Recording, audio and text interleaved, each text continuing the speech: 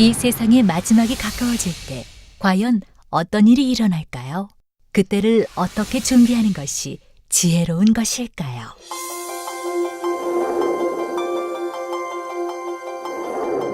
예수 그리스도의 계시라. 이는 하나님이 그에게 주사 반드시 속히 될 일을 그 종들에게 보이시려고 그 천사를 그 종 요한에게 보내어 지시하신 것이라.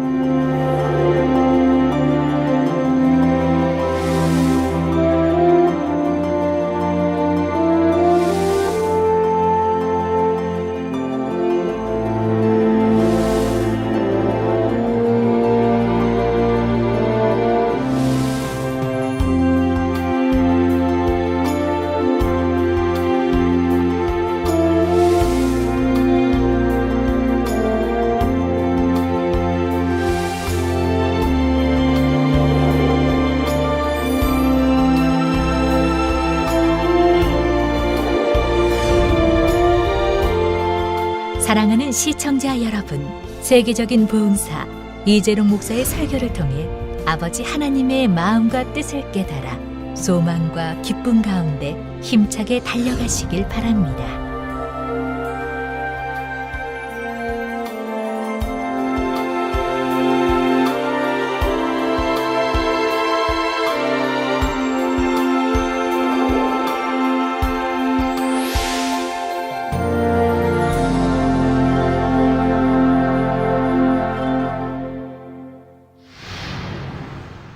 은혜 받으실 말씀은 요한계시록 12장 5절에서 9절 말씀입니다.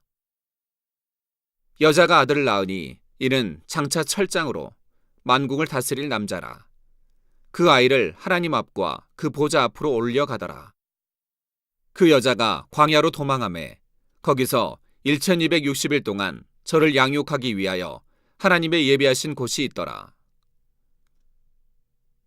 하늘에 전쟁이 있으니 미가엘과 그의 사자들이 영으로 더불어 싸울세 영과 그의 사자들도 싸우나 이기지 못하여 다시 하늘에서 저희의 있을 곳을 얻지 못한지라.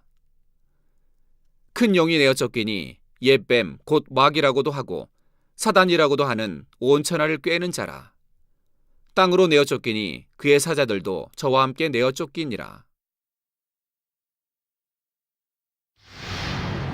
사랑하는 성도 여러분, GCN 시청자 여러분, 요한계시록 12장에서는 이스라엘의 과거와 현재, 미래에 대해 비유와 상징으로 말씀하고 있습니다.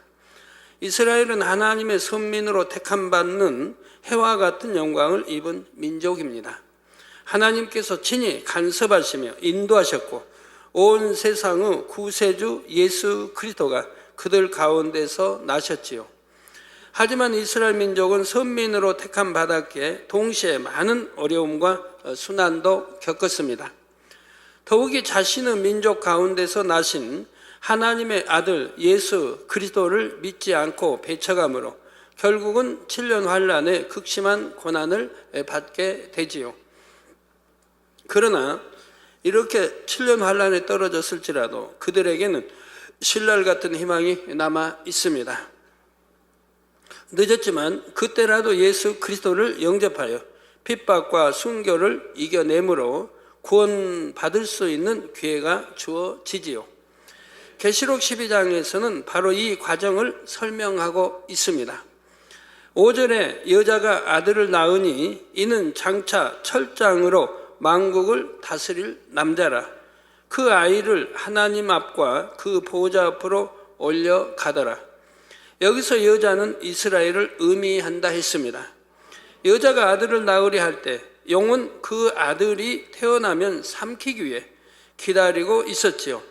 이 아들은 장차 철장으로 만국을 다스릴 남자라 했습니다. 철장으로 만국을 다스린다는 것에 대해서는 이미 계시록 2장에서 설명한 내용입니다.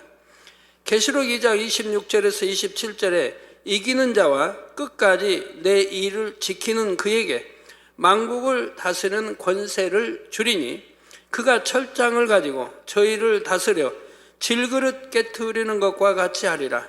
나도 내 아버지께 받은 것이 그러하니라 했지요. 우리 주님께서는 만국을 다스리는 권세가 있으며 철장을 가지고 저희를 다스린다 했는데 이는 곧 심판하는 권세를 말합니다. 질그릇이란 진흙으로 지음받은 사람을 의미하지요. 질그릇을 깨뜨린다는 것은 주를 믿지 않고 죄악 속에 거하는 사람들이 그 죄값에 따라 심판을 받게 된다는 뜻입니다. 마치 철장에 의해 질그릇이 깨지는 것처럼 심판을 받아 영원한 고통 가운데로 떨어지지요. 그러나 주를 믿는 사람들은 이런 형벌의 심판을 받는 것이 아닙니다. 오히려 주님의 영광에 동참하게 되지요. 이기는 자와 끝까지 주의 일을 지키는 자에게만 이러한 상이 주어지는 것입니다. 이렇게 장차 심판하는 권세를 가지신 분, 즉 예수님께서 나셨는데 이 아이를 하나님 앞과 그 보좌 앞으로 올려가더라 했습니다. 이 땅에 오신 예수님은 십자가에서 죽으신 후에 부활하심으로 인류의 구세주가 되셨습니다. 그리고 승천하여 하나님 앞으로 올라가 하나님의 보좌 우편에 앉으셨지요. 주님을 믿는 하나님의 자녀들도 장차 하늘로 올리워 하나님 앞에 서게 됩니다. 그러나 이스라엘 백성들을 비롯하여 7년 환란 가운데 이 땅에 떨어져 그때서야 주님을 믿게 된 사람들은 쉽게 구원을 받을 수가 없지요. 은혜의 시대 구원의 기회를 잡지 못했기에 온갖 핍박과 순교의 큰 환란을 통과해야만 합니다. 철장으로 만국을 다스린다는 말씀은 이처럼 7년 환란 중에 이 땅에 남은 이스라엘 백성에 대한 구원의 과정을 설명합니다. 고난과 순교를 통해 구원받게 될 것을 말씀하시는 것이지요. 주님에게는 만국을 다스리는 권세가 있지만 선민 이스라엘이라 하여 무조건 다 구원으로 이끄시는 것이 아닙니다. 철저한 공의 가운데 합당한 값을 치러야 그들도 구원에 이룰 수가 있습니다. 6절에 그 여자가 광야로 도망하며 거기서 1260일 동안 저를 양육하기 위하여 하나님의 예비하신 곳이 있더라 했습니다. 7년 환란 가운데 주를 영접한 이스라엘 사람들은 적그리스도의 극심한 핍박을 피해 광야로 도망합니다. 거기서 1260일 곧 3년 반을 피해 있게 되지요. 성도 여러분, 7년 환란이 시작되면서 처음부터 이스라엘과 적그리스도의 세력이 서로 대립하는 것은 아닙니다. 7년 환란의 정세 속에 이스라엘이 점점 어려움을 당하게 되고 반면 적그리스도의 세력은 점점 확장되지요. 앞에서 이미 설명한 것처럼 3차 대전을 비롯한 전쟁의 소용돌이 속에 특히 중동 지역은 참혹한 피해를 입게 됩니다. 이스라엘의 피해도 심각한 지경에 이르지요. 이럴 때 적그리스도가 이스라엘에게 도움의 손길을 내밀게 됩니다. 적그리스도가 세계를 장악하기 위해서는 이스라엘의 협력도 필요하기 때문입니다. 이스라엘의 민족, 즉 유대인들은 세계 경제와 정치에 큰 영향력을 가지고 있습니다. 물론 경제, 정치 외에도 문화, 각 방면에 영향력을 끼치고 있습니다. 이러한 이스라엘을 회유하기 위해 적그리스도는 여러 가지 지원을 약속합니다. 그런 여러 가지 약속 중에서도 가장 결정적인 약속이 바로 성전의 건축이지요. 이스라엘의 가장 큰 염원은 바로 하나님의 성전을 다시 건축하는 것입니다. 서기 70년 로마 군대에 의해 이스라엘이 멸망할 때 예루살렘 성과 성전이 회파되었습니다. 성전은 약 15m 높이의 서쪽 벽만 남았는데 이 벽은 오늘날까지 그대로 서 있지요. 물론 여러 번 전쟁을 통해 허물어졌습니다. 그래서 다시 쌓고 했지만 맨 밑바닥 돌들은 옛날 그대로 있고요.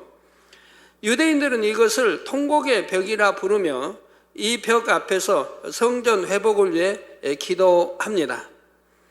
통곡의 벽 여러분 보셨죠?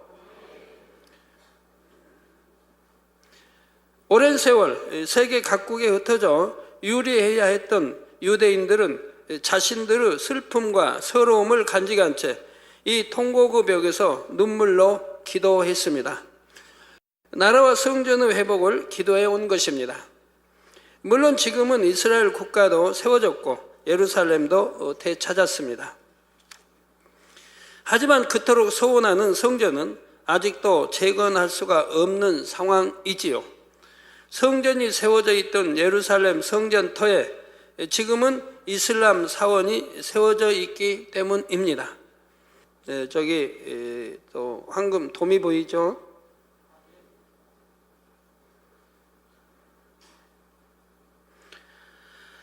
예, 저기 이제 저 돔이 지금 이슬람 사원에 세워져 있던 있는 것입니다. 예전에는 바로 하나님의 성전이 세워져 있던 곳입니다.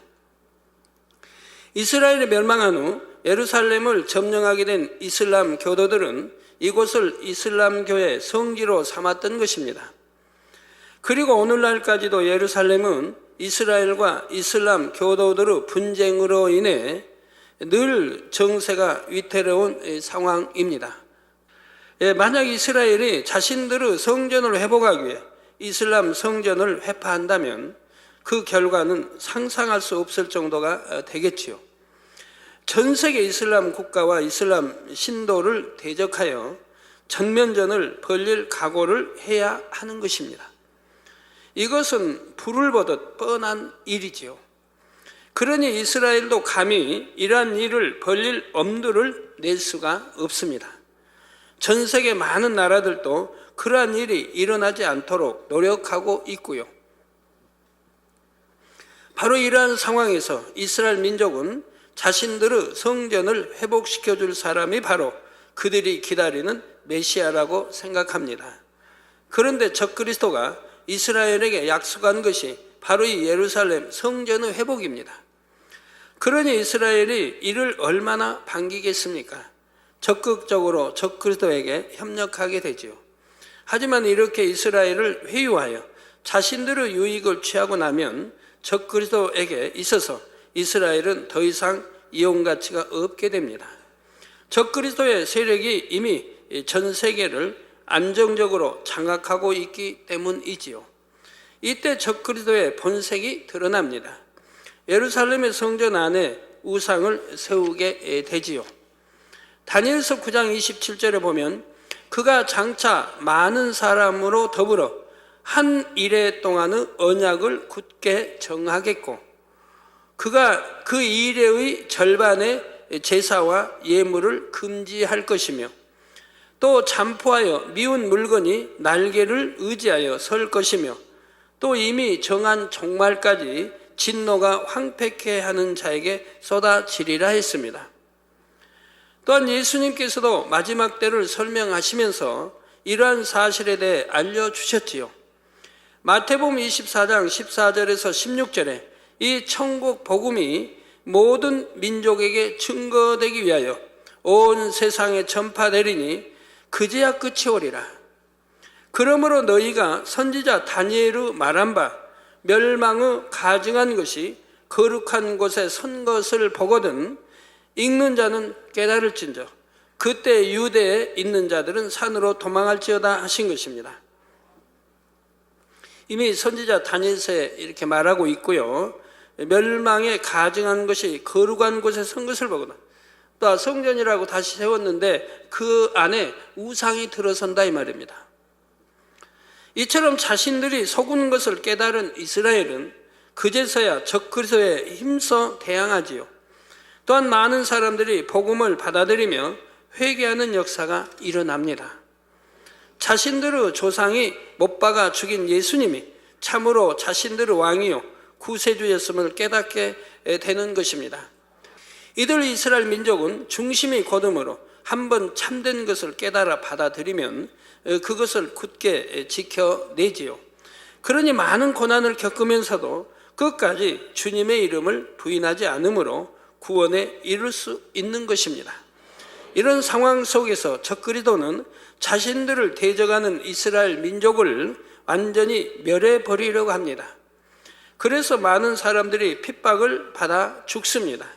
반면에 이때 어떻게든 피할 곳을 찾아서 도망하여 살아남은 사람들도 있지요. 이들을 위해 하나님께서 예비해 놓으신 피난처가 있는 것입니다. 어떤 성경학자들은 이 피난처가 바로 요르단 광야에 있는 페트라일 것이라고 합니다. 화면에 지금 나오고 있습니다.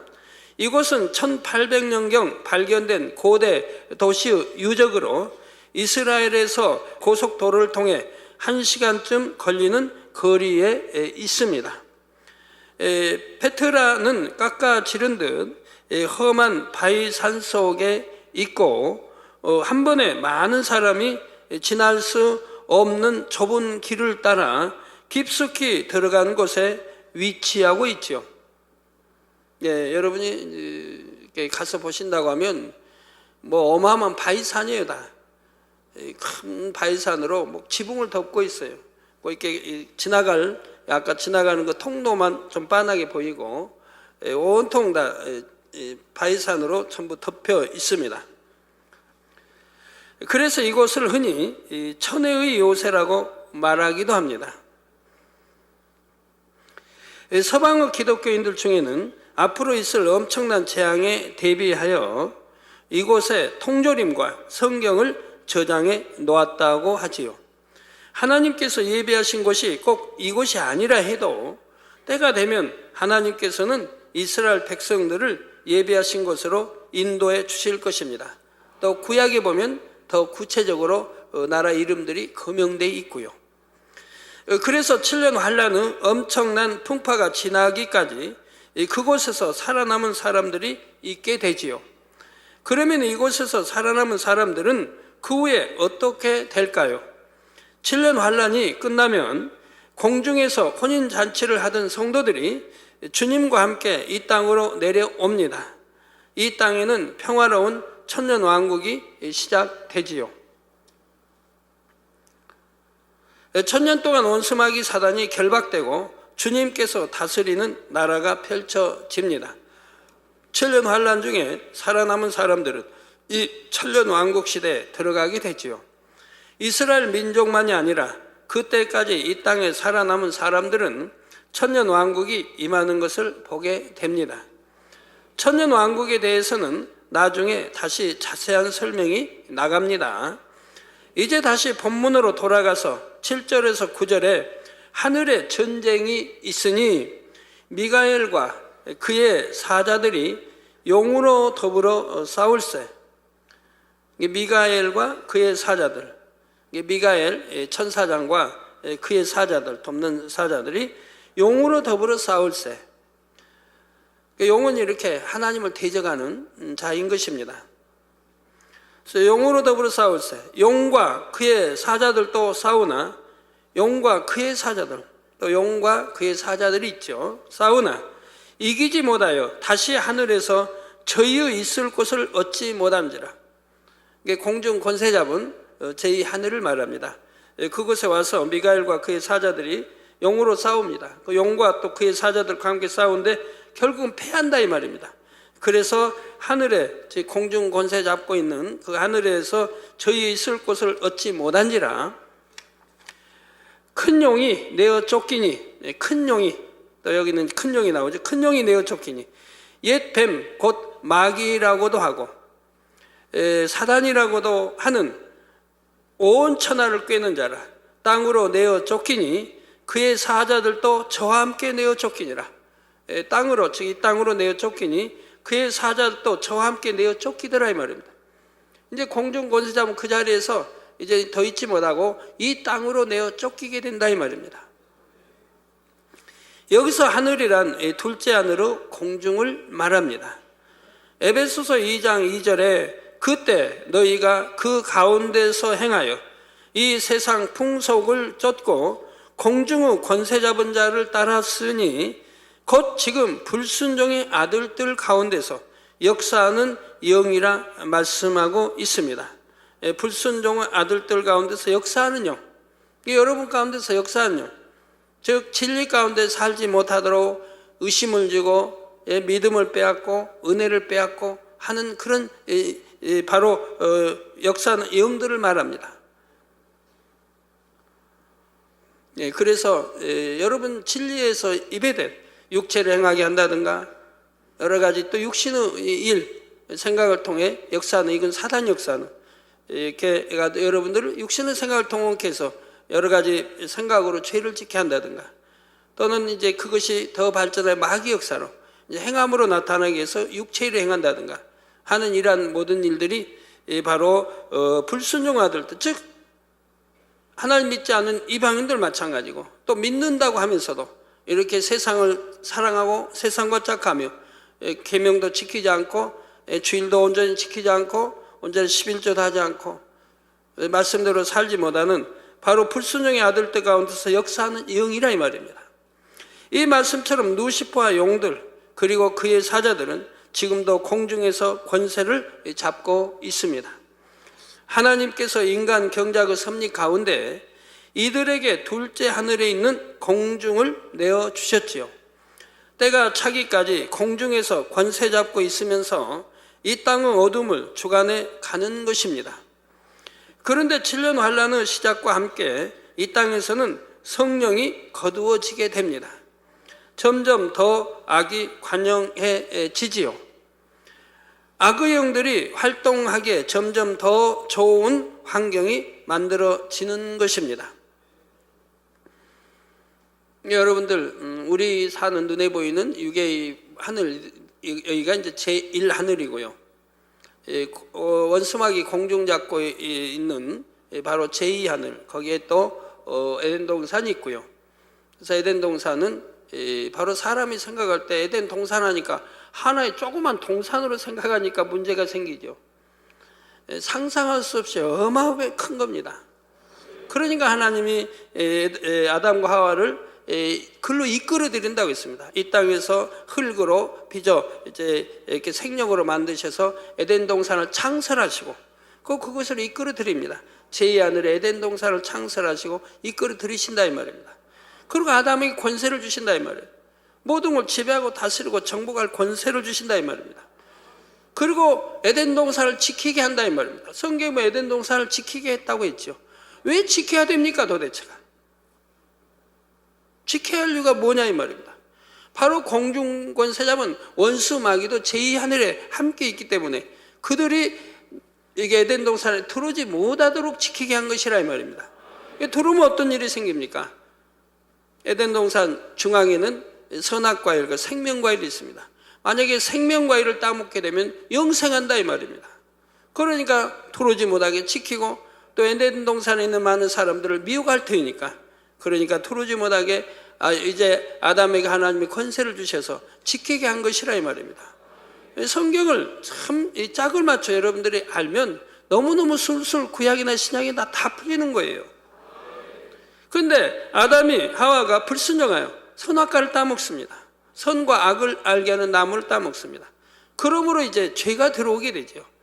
하나님으로 저주받아 에덴 동산에 쫓겨나 버립니다. 우리 제1하늘로 쫓겨난다 이 말입니다. 쫓겨나니까 하나님이 또 에덴 동산을 어떻게 하셨습니까? 지키게 하시죠.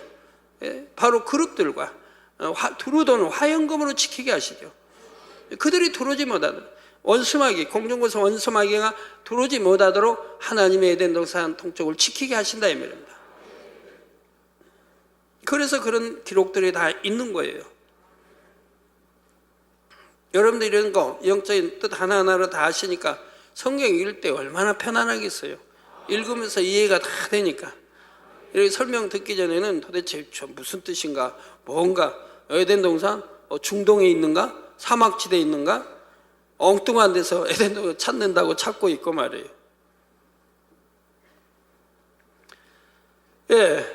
악의 영들은 이 땅에 어둠이 짙어질수록 더욱 힘을 받아 활동하게 되죠. 이는 여러분 개인적으로도 마찬가지입니다. 여러분의 마음 안에 어둠이 많은 만큼 사단의 주관을 받기가 더 쉬워지지요. 여러분 마음에 어둠이 많다, 또 악이 많다, 비진리가 많다. 그러면 사단이 역사를 하지요. 여러분 생각 속에 여하튼 말 한마디 탁 하면 삐지게 한다든가 토라지게 한다든가 그냥 속상해 한다든가 그런 내 마음에 그런 악들이 있기 때문에 생각을 통해 역사한다 이 말이에요. 가지고 힘들게 하죠. 화평이 깨어지게 하고, 뭐 싸움이 싸워지게 하고, 여러 가지 이런 진리 어긋난 행동들이 나오게 되는 거 봅니다. 또 말씨도 거칠어지고요. 여러분의 마음 안에 어둠이 많은 만큼 사단의 주관을 받기가 더 쉬워집니다. 제가 이제 그런 분들 보면 사단의 역사를 받는다면 내가 왜 사단이에요? 그런 분들 볼 수가 있어요. 내가 왜 사단이에요? 나 멀쩡한데, 나 정신 멀쩡한데. 육으로 보니까 그렇죠. 영으로 보면 이렇게 원수마귀 사단이 여러분 생각을 이렇게 움직이고 조종하는 거예요. 그러니까 내 마음에 악이나 비질이나 이런 게 없으면 바로 생각을 통해 조정할 수가 없어요. 그러니까 빨리 육신의 일들을, 육신의 생각을 깨트려 버리라고 하는 거예요. 저 육신의 일을 버리라. 내 마음에 있는 모든 비질을 버리라 이 말입니다. 하지 말라 하는 거 하지 않고 하라는 거 하고 버리라는 거 버리고, 그러면 육신의 일이 다 없어진다 이 말입니다. 육체 일도 버리고 또 육신의 일도 버리고, 그러면 생각 속에 영의 생각만 남아요. 즉 선에 속한 생각만 남아요. 내 마음 안에 악이 없고 비진리가 없고 이 몸과 결합된 육신의 일들이 없어져 버리니까 남는 게 뭐이겠어? 진리죠. 나는 곧 길이요 진리요 생명이니 나로 말미암지 않고는 결단코 천국에 올 수 없다고 우리 주님이 말씀하죠. 생명을 영생할 수가 없다 이 말이에요. 그래서 비진리는 다 벗어야 되는 것이고 내 마음의 진리로 채워야 된다 이 말입니다. 진리로 채우면 생각도 진리이기 때문에 사단이 역사하지를 못한다 이 말입니다. 그래서 어두움이 많은 만큼 사단의 주관을 받기가 더 쉬워집니다. 악의 영들에게는 어둠을 주관하는 권세가 있기 때문에 더 깊은 어둠 가운데 있는 사람일수록 그들의 영향을 더 강하게 받는 것입니다. 그러므로 여러분도 마음에 악이 많으면 악의 영들의 영향을 많이 받지요. 반면에 마음에서 악을 벗어내면 그들의 영향력에서도 벗어납니다. 온전히 빛 가운데 사는 사람은 완전히 그들의 영향력에서 벗어나지요. 그러니까 사단의 송사를 받지 않게 되는 것입니다. 요한일서 5장 18절에 하나님께로서 난 자마다, 하나님께서 난 자마다, 여러분 하나님께로서 났습니까? 안 났습니까? 하나님께로 났습니까? 마귀로부터 났습니까? 하나님께로 났죠. 하나님께로서 난 자마다, 난 자마다, 아멘이에요? 난 자마다 범죄치 아니하는 줄을 우리가 아노라. 예. 하나님으로부터 났다. 하나님의 아들, 딸이다. 하나님이 아버지, 우리 아버지가 되신다라고 믿는다고 하면 범죄치 아니하는 줄 우리가 아노라. 즉 범죄할 수가 없다 이 말입니다. 하나님께로서 나신 자가 저를 지키심에 악한 자가 저를 만지지도 못하느니라. 악한 자가 저를 만지지도 못한다 이 말입니다. 만지지도 못하니까 병이 올 수도 없는 것이고 병들 수도 없는 것이고 교통사고 당할 수도 없는 것이고 어떤 사고 재앙 만날 수가 없는 거 아니겠습니까? 요한일서 또 다른 말씀 나오죠. 하나님 말씀대로 우리가 살면 악한 자가 저를 만지지도 못한다. 그러니까 어떤 질병도 틈탈 수 없고 어떤 재앙 만날 수 없고 시험하려는 모든 게 다 떠난다 이 말입니다. 만질 수가 없다 이 말이에요. 왜? 하나님께서 나신 자가 저를 지키신다 이 말입니다. 그러면 악한 자가 저를 만지지도 못하느니라 했어요. 자, 그런데 7년 환란 동안에 이 땅은 점점 더 악으로 관영해 가기 때문에 악의 영들이 더욱 활개치는 세상이 되지요. 더욱이 이 땅에서는 성령까지 거두어졌으니 악의 영들은 더더욱 자기 세상을 만난 듯 활개치며 악한 자들을 주관해 갑니다. 이렇게 악이 관영하게 되면 이 세상이 온통 어둠으로 덮이지요. 그러면서 7년 환란의 후반부로 갈수록 이삭 줍기 구원이라도 받는 사람마저 점점 줄어갑니다. 마지막 빛이 거두어질 때가 오는 것입니다. 이때가 오면 하나님께서는 그동안 공중에서 권세 잡고 어둠을 주관하던 악의 영들을 이 땅으로 쫓아내십니다. 7년 환란이 막바지를 향해 가는 시점에서 마침내 악의 영들이 직접 이 땅으로 내려와 어둠을 주관하는 때가 오는 것이지요.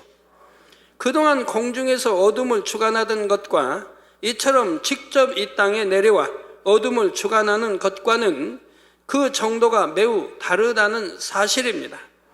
훨씬 더 악의 정도가 심해지지요. 그리고 마침내 공의 가운데 이 땅은 모든 악을 멸해버릴 수밖에 없는 한계점에까지 이르게 되지요. 이것이 바로 7년 환란 막바지의 상황입니다.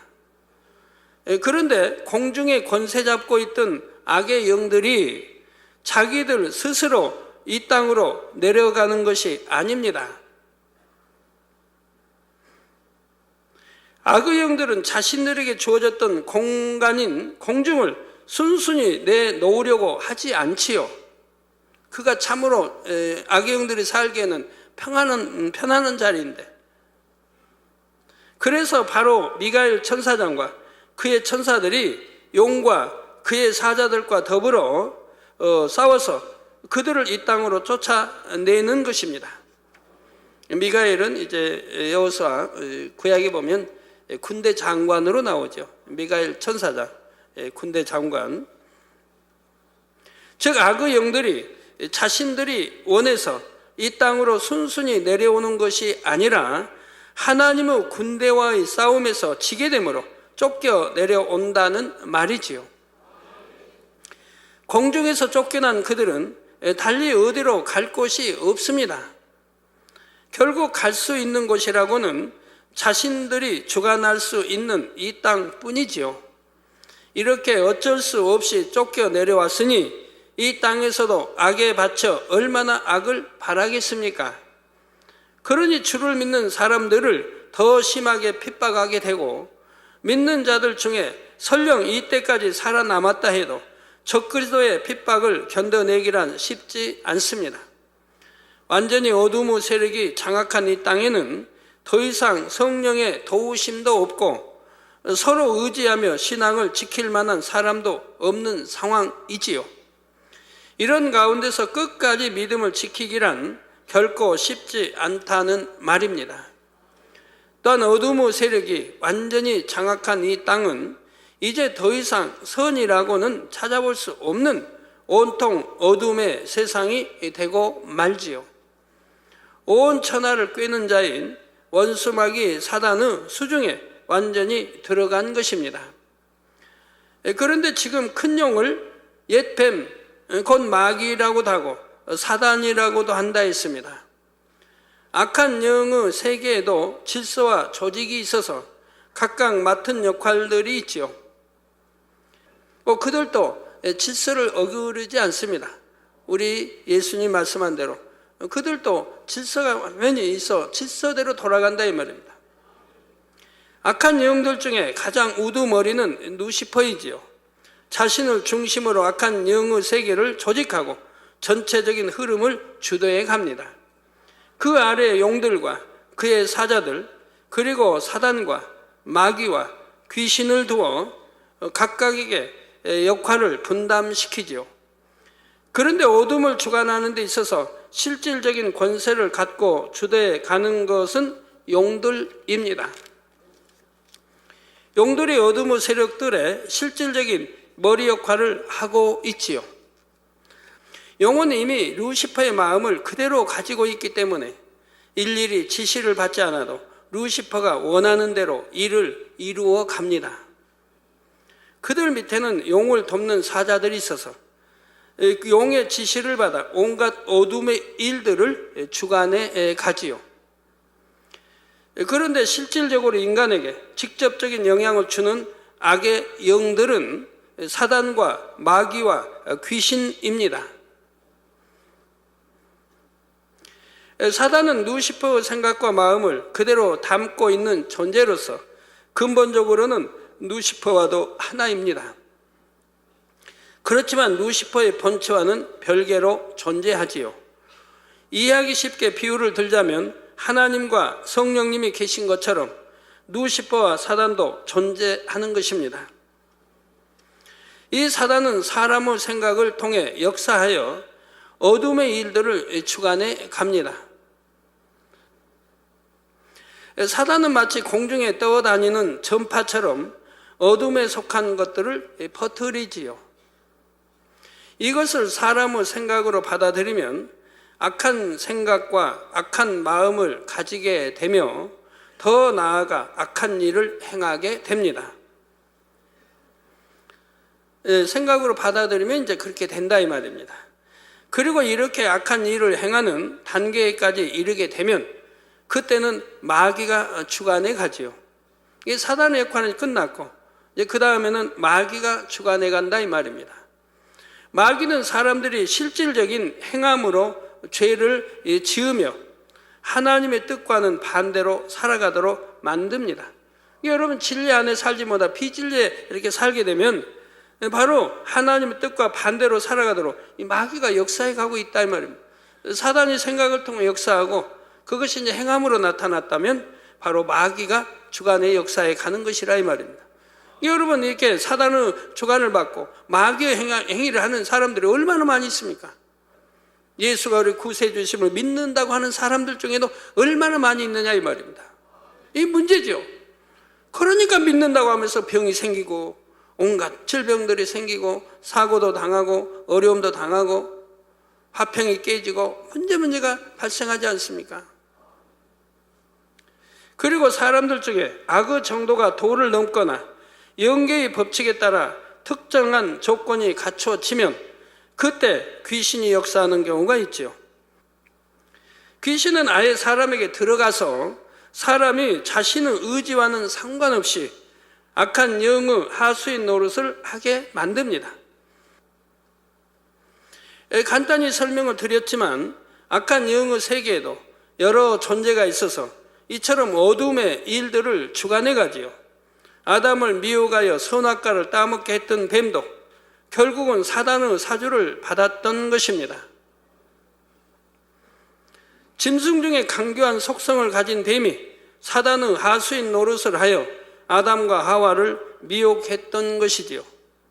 그리고 이 모든 일을 주관한 것은 결국 용이고 루시퍼였습니다. 영적으로 모두가 하나로 연결되어 어둠의 일들을 주관해 가고 있지요. 그래서 큰 용을 가리켜 옛뱀, 사단, 마귀라고 하는 것입니다. 악한 영의 우두머리의 지시에 따라 결국 하나의 목적과 마음을 가지고 움직이는 존재들이지요. 이러한 악의 영들이 하늘의 군대 장관인 미가엘과 그의 사자들과 싸웠고 마침내 패하여 이 땅으로 쫓겨나게 됩니다. 이후의 상황에 대해서는 다음 시간에 계속해서 살펴보도록 하겠습니다. 결론을 말씀드립니다. 사랑하는 성도 여러분, 오늘 본문에는 장차 공중에서 있게 될 영계의 싸움이 나옵니다. 하나님께 속한 영들과 악한 영들의 우두머린 루시퍼에게 속한 영들이 벌이게 될 싸움이지요. 물론 결과는 당연히 하나님께 속한 영들의 승리입니다. 그렇다면 여러분의 영적인 싸움은 어떻습니까? 여러분이 주님을 알기 전에 세상 가운데 살 때는 여러분이 어둠에 속한 자였습니다. 저도 마찬가지고요. 여러분도 마찬가지입니다. 그런데 예수 그리스도를 영접하여 진리를 알게 되면서부터는 마음 안에 빛이 들어오지요.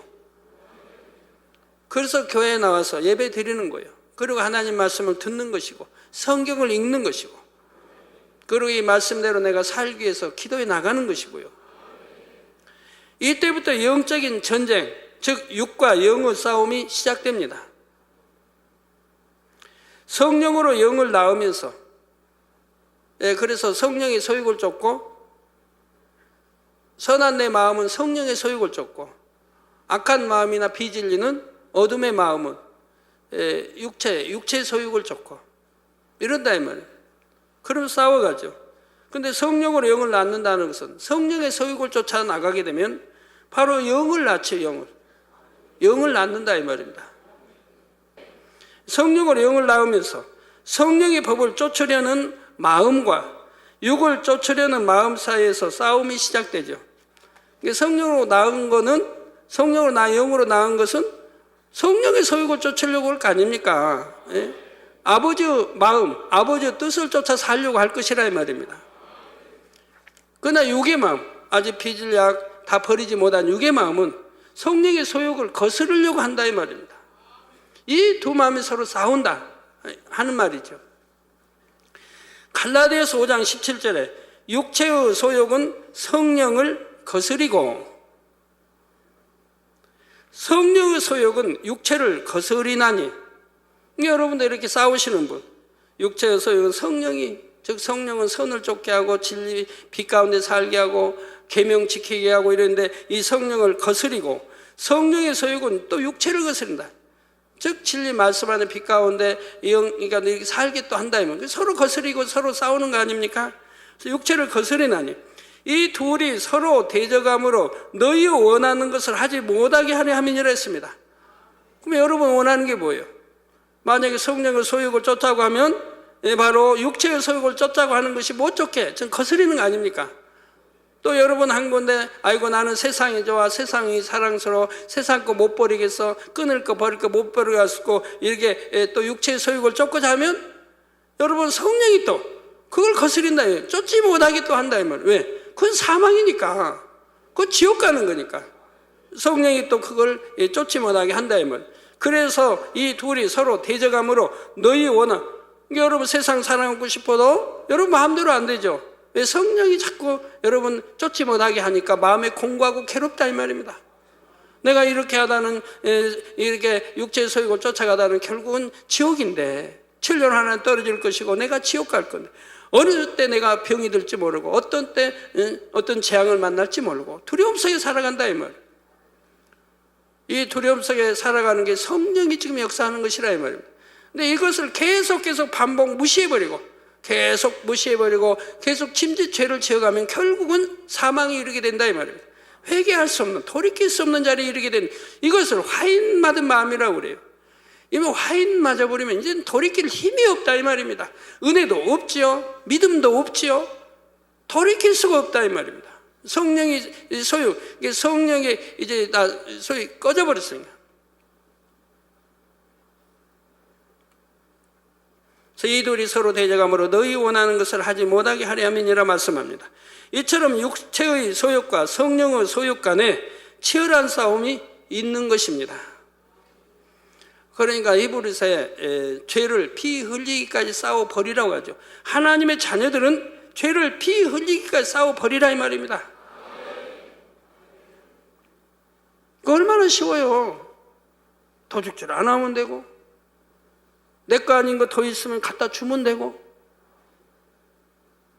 욕 안 하면 되고 미워하지 않으면 되고 미워하지 않은 이런 게 이제 버리기가 어렵죠. 그러니까 이런 거 버리기 위해서 금식을 한 거예요. 그리고 이제 미워하지 않도록 생각을 바꾸게 되는 거예요. 내가 왜 미움이 어디서 왔는가? 왜 미워하게 됐는가? 그 동기가 뭔가? 이걸 따져 들어가죠. 그러면 사실 하찮은 거예요. 미워하지 않아도 되는 거. 내가 예수가 우리 구세주 몰랐을 때 하나님이 독생자까지 주시고 우리 예수가 십자가 지시고 우리를 구원해 주시기 위해서 이렇게 대신 이러한 것을 몰랐을 때와 이제 알았을 때는 상황이 다릅니다. 이 죄인을 위해 죄도 없으신 그분이 십자가 지시고 이렇게 처형을 받으셨는데 내가 누구를 미워해야 할 이유가 뭐가 있는가? 그리고 선하게 생각을 하면 미워할 이유가 없더라고요. 선하게 다 생각을 하니까. 그러니까 미움이 버려지고 사랑으로 바뀌더라 이 말입니다. 모든 게 마찬가지예요. 다 그렇게 바꾸면 되는 거예요. 이해하면 되고요. 이해하려고 하고 선으로 생각하면 되는 거예요.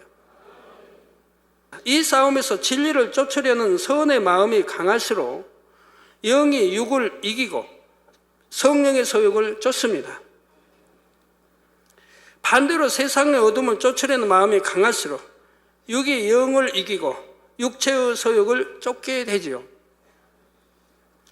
이때 선의 주관자는 하나님 곧 성령이시고 악의 주관자는 원수 마귀 사단입니다.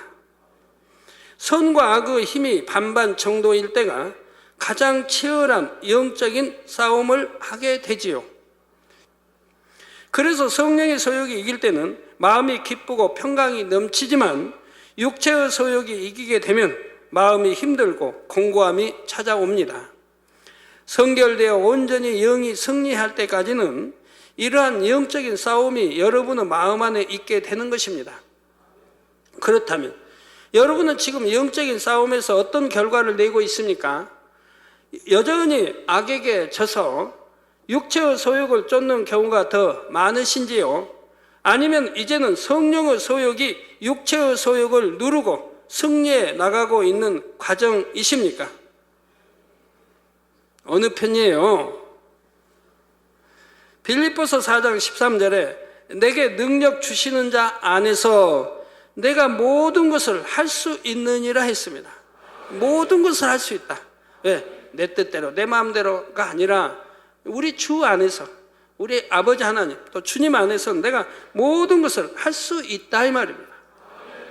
항상 제가 긍정하라고 하는 게 그거예요. 긍정하라고. 부정어 쓰지 말라고 하는 게. 모든 것을 할 수 있다면 주 안에서는. 그러니까 부정어 쓸 필요 없잖아요. 바로 여러분도 성령의 능력을 충만하게 힘입으면 반드시 성령의 소욕을 쫓아 승리할 수가 있습니다. 자, 그래서 빛과 어둠, 영과 육의 영적인 싸움에서 늘 승리하는 여러분 모두가 되시기를 주님의 이름으로 축원합니다. 예, 말씀 상고하시면서 통성으로 다 같이 기도하시겠습니다. 할렐루야. 주님, 은혜와 사랑에 감사를 드립니다. 아버지, 오늘 또 들은 말씀이 믿음이 되고 생명이 되게 축복해 주옵소서. 아버지, 믿음이 되고 생명이 되게 축복해 주시기를 원합니다. 아버지, 감사합니다. 우리 계식을 통해서 더 큰 믿음들 갖게 도와주시고 더 깨어 기도하게 하시고 더 온전히 모든 싸움에 승리하게 도와주시기 원합니다. 더 신속히 영으로 들어오게 하시고 또 온영으로 들어오게 축복해 주옵소서. 빛의 마라 예수 그리스도의 이름으로 기도합니다. 아멘.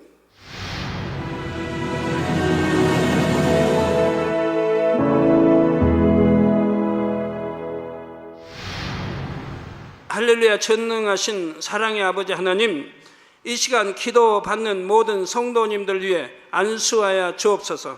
GCN 방송 시청자들이 인터넷과 화상을 통해 기도받는 지교회와 지성전 그리고 전 세계 하나님의 자녀들 위에도 시공간을 초월하여 역사하여 주시기를 원합니다. 믿어지는 믿음을 주시고 부정적인 생각과 의심의 세력을 물리쳐 주옵시며 모든 시험 환난도 물리쳐 주옵소서. 머리부터 발끝까지 오장육부 뼈 마디마디 온몸의 신경 조직 세포 등 아픈 곳마다 성령의 불로 태우시고 근본의 빛으로 역사하여 주옵소서. 예수 그리스도의 이름으로 명하노니 원수마귀 사단 모든 질병 균 연약함아 물러가라. 빛이 임하라. 모든 불치 난치병도 성령의 불로 태워 깨끗하게 역사하여 주옵소서. 말라리아를 비롯한 모든 풍토병도 물리쳐 주옵소서. 깨끗함을 입을지어다. 감기, 기침, 열, 몸살, 독감 등 각종 유행성 질병도 다 물러가라. 어떠한 유행성 질병 균도 틈타지 않게 지켜 주옵소서.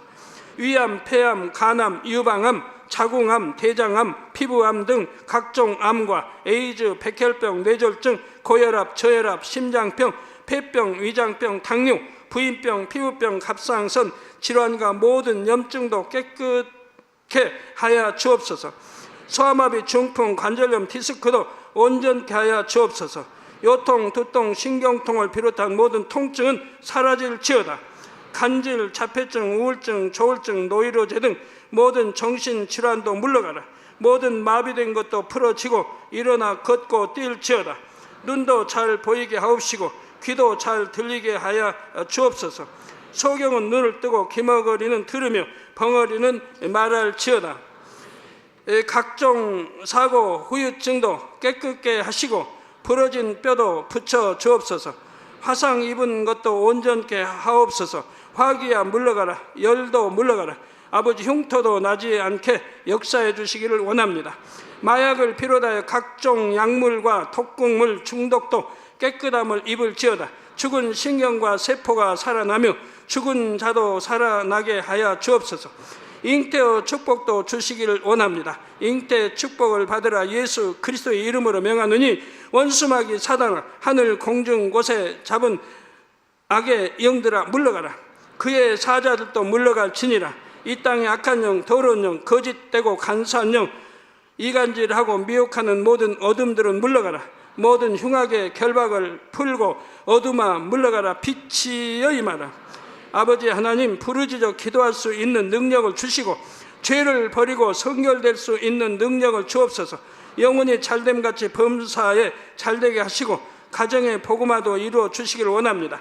한 주간도 모든 사고와 재앙으로부터 지켜주시고 불통이 없는 형통한 삶을 살 수 있도록 축복해 주옵소서.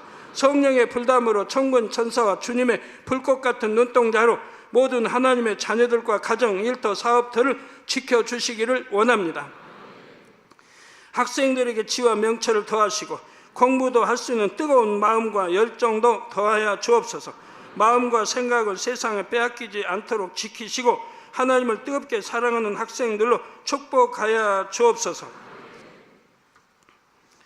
하나님의 자녀들이 먹으나 마시나 입으나 무엇을 하든지 하나님 앞에 영광 돌리는 삶이 되게 축복하여 주시기를 원합니다.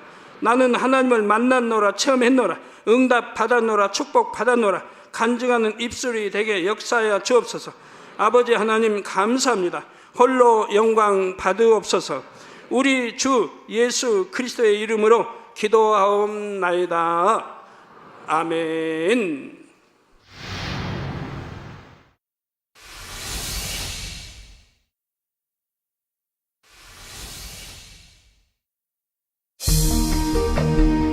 이 세상의 마지막이 가까워질 때 과연 어떤 일이 일어날까요?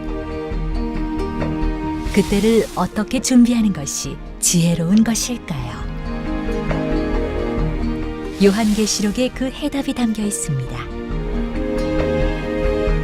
마지막 때를 깨어 준비하며 신부단장할 수 있도록 마지막 때에 속히 되어질 일에 대해 세세히 기록한 요한계시록. 사랑하는 시청자 여러분, 세계적인 부흥사 이재롱 목사의 설교를 통해 들은 말씀을 지켜 행함으로 진정 복 있는 사람들이 되시길 바랍니다. 오늘 말씀 본문을 통해 여러분을 향한 하나님의 뜻을 묵상해 보시겠습니다.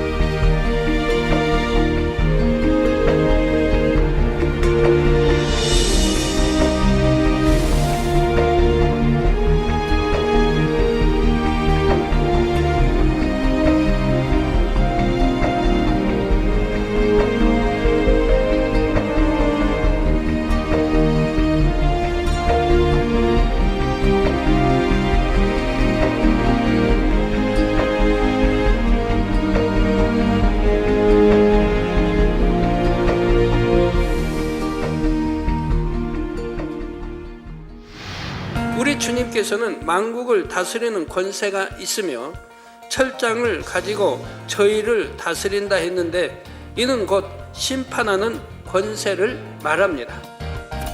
7년 환란 가운데 주를 영접한 이스라엘 사람들은 적그리스도의 극심한 핍박을 피해 광야로 도망합니다. 거기서 1260일, 곧 3년 반을 피해 있게 되지요. 바로 이러한 상황에서 이스라엘 민족은 자신들의 성전을 회복시켜 줄 사람이 바로 그들이 기다리는 메시아라고 생각합니다. 하지만 이렇게 이스라엘을 회유하여 자신들의 유익을 취하고 나면 적그리스도에게 있어서 이스라엘은 더 이상 이용 가치가 없게 됩니다. 이처럼 자신들이 속은 것을 깨달은 이스라엘은 그제서야 적그리스도에 힘써 대항하지요. 반면에 이때 어떻게든 피할 곳을 찾아서 도망하여 살아남은 사람들도 있지요. 이들을 위해 하나님께서 예비해 놓으신 피난처가 있는 것입니다.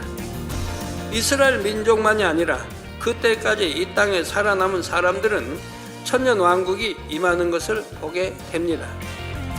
악의 영들에게는 어둠을 주관하는 권세가 있기 때문에 더 깊은 어둠 가운데 있는 사람일수록 그들의 영향을 더 강하게 받는 것입니다.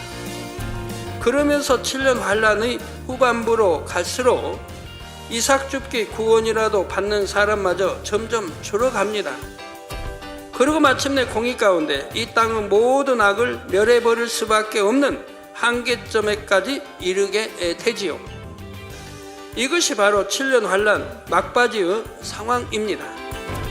악한 영들 중에 가장 우두머리는 루시퍼이지요. 자신을 중심으로 악한 영의 세계를 조직하고 전체적인 흐름을 주도해 갑니다. 이러한 악의 영들이 하늘의 군대 장관인 미가엘과 그의 사자들과 싸웠고 마침내 패하여 이 땅으로 쫓겨나게 됩니다. 그렇다면 여러분의 영적인 싸움은 어떻습니까? 이 싸움에서 진리를 쫓으려는 선의 마음이 강할수록 영이 육을 이기고 성령의 소욕을 쫓습니다. 이때 선의 주관자는 하나님 곧 성령이시고 악의 주관자는 원수 마귀 사단입니다.